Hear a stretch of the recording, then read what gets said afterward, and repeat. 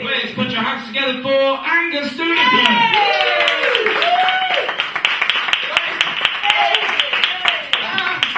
Where's getting older? If you know, you'd be bloody impressive. I feel like I'm just getting safer, actually. I've got one friend left in my early 20s. His name is Declan Moffit. And he comes from Glenamady, and he's just wild. He has this sort of ferocious sexual energy. But it's not wrapped up in any charm. It's in his raw, unprocessed state. He's just sort of, you know, I like hanging around with him after he's been. You know, in retrospect. Just when it turns up and upsets everybody, goes, come on everybody, let's go out now, come on. I go, Jesus, I can hardly go out now, Declan. Look, he's a quarter past 9. Women find him repulsive. Give us on your knockers. I'll give you an idea of the sort of person he is. I was doing a job here in London for the BBC, and they offered to fly me back, first class, and they gave me an extra ticket to take one of my smelly Irish friends out of your lovely city. So I took Declan with me, and the night before we just got hammered drunk, you know, fights, 1 hour sleep, slept in our clothes, and then taxis here, oh, Jesus, God almighty. Children's feet scattered everywhere in the room. I don't remember that at all. We got into the taxi, back onto the plane, we were late, and of course, it's first class, everyone's so posh with their big hair, and enormous newspapers, and very small fingers. I said, and Declan comes in, he's got a bag of oranges.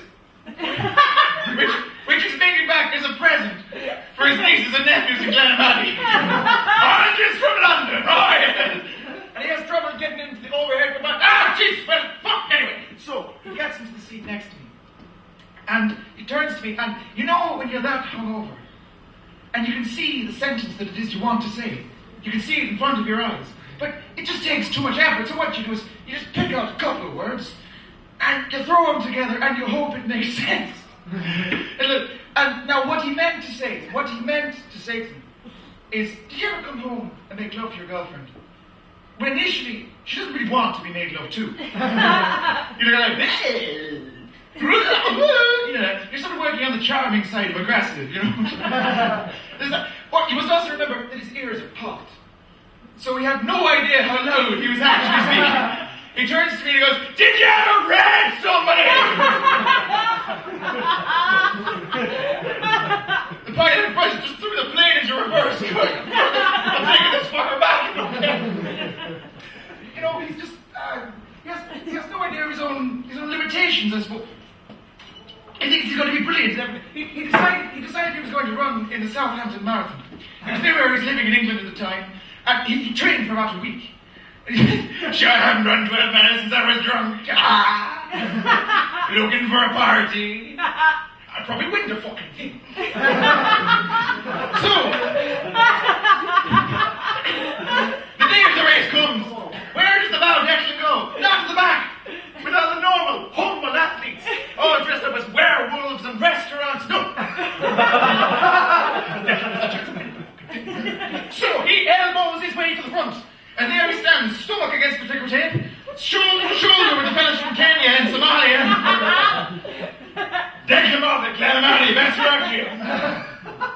They're all there in their singlets, Adidas, shiny shorts and shoes and all the rest of it. Declan is there in a sore doctor's t-shirt. He's got the sleeves torn off for aerodynamic purposes, boy. Staring at his razors going, Chase, there's the pick on you. Will you have a ham sandwich? Are we gonna bust the chip or what? The race starts.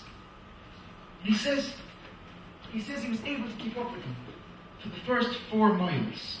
Now that's an achievement. Those fellas don't hang around today. Like they're made of bits of gazelles, you know. One of Declan. He says that after 4 miles, he got so tired that he didn't know how to slow down.